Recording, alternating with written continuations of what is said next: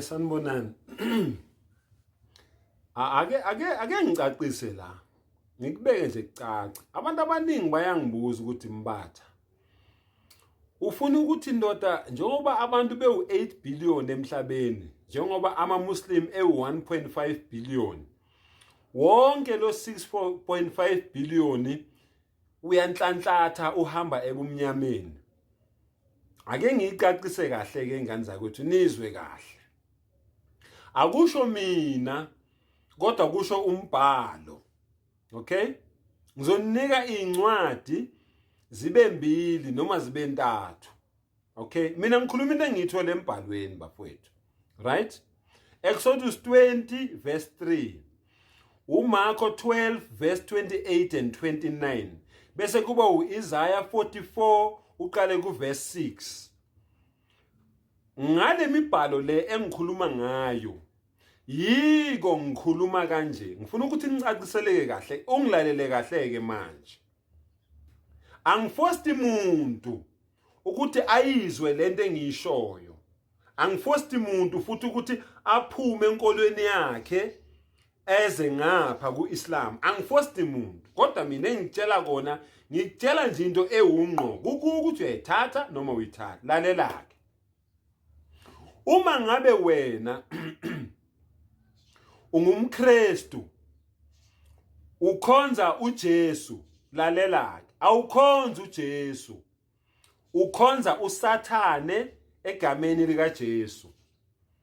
Uma ngabe ungumNazaretha, wena ukhonza uShembe, awukhonzi uShembe, ukhonza uSathane egameni likaShembe. Uma ngabe wena ukhonza amadlozi, awukhonzi amadlozi noma amathongo, kodwa ukhonza uSathane egameni lamadlozi noma egameni lamathongo.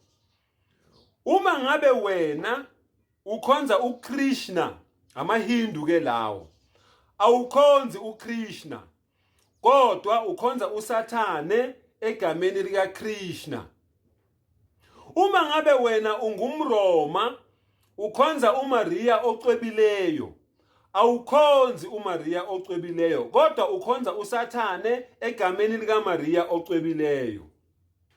Uma ngabe wena ufakazi kaJehova, awukhonzi uJehova, kodwa ukhonza uSathane egameni likaJehova. Ngicabanga ukuthi lento manje sengiyicacisile. Based on le mibhalo le engikunikeze yona, ukuthi la ilaha illallah, akekho omunye onelungelo lokukhonzwa ngaphandle kukaAllah, umvelinqangi, umdala weinsuku, umdali weinto zonke. Ngaphandle kwakhe akekho onelungelo lokukhonzwa. Awunalungelo lokukhonza lutho ezulwini, lutho emhlabeni, lutho ngaphansi komhlaba. Ngalawo mazwi layo ngicabanga ukuthi abantu ke bacacelwe manje. Wonke lo 6.5 billion uma ungakhonzi umdali weinsuku, njengoba esho kumaHubo 24, umhlaba ungokaJehova nokugcwala kwawo, izwe nabakhileyo kulo, ngokuba yena wawusekela phezu kwezilwandle, wawumisa phezu kwemifula. Ngubani oyakukhuphukela entabeni kaJehova na? Ngubani oyakuma endaweni yakhe engcwele na?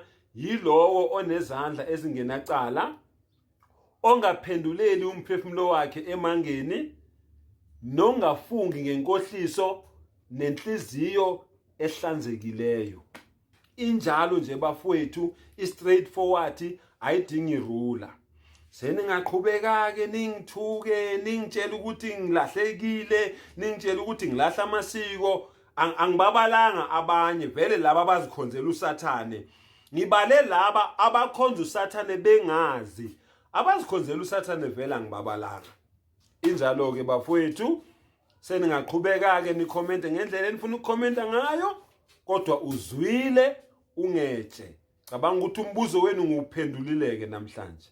Angibonge. Nkosi inivula amehlo, inivula ingqondo, iniholele endleleni eqondile. Wa akhiru dawana alhamdulillahi rabbil alamin.